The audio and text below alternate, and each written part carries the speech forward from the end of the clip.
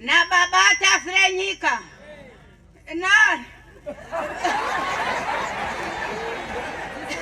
na Mambo Fele ini ndinazimukunda nditazokudini Jehova wangu ndodini mwari makanaka nditazokudiniko ndanga ndichishuva kuti vanhu vavone kuti ndakauya asi zvazoitika.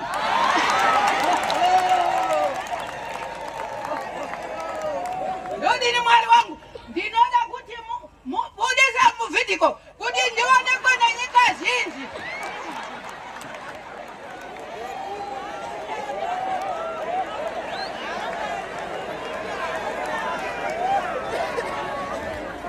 Ndinoda kuonekwa nenyika zhinji kunyanya Joniro kulasi Joniro ndamuzikako varume munonzwa kuti kudini ndasvika Joniro.